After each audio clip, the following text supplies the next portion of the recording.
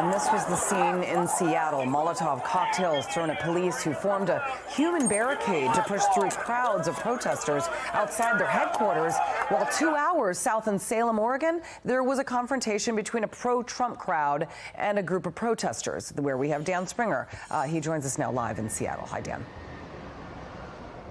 Yeah, hey, Julie, if there was no break if you were wearing a badge this holiday weekend. Police in the Pacific Northwest had to work extra hard. In Seattle yesterday, as you mentioned, cops were protecting their union office, telling protesters who were all dressed in black, many of them carrying umbrellas, to back up when this happened.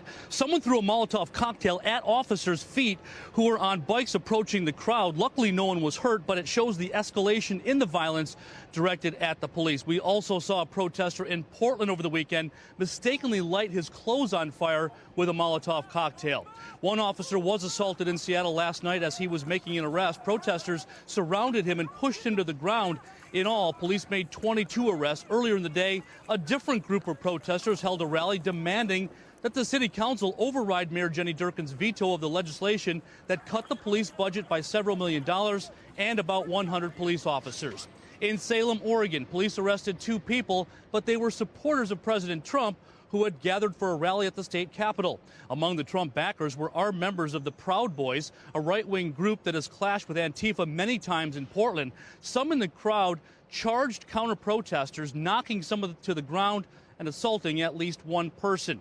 In Portland on Saturday night, police made the most arrests since the protest began more than 100 days ago. 59 people were arrested during a night that saw fires set, police assaulted, and tear gas fired.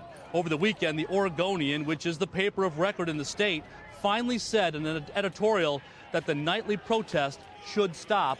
This as one city council member in Portland refused to sign a letter that said that they were condemning the violence that is happening almost every night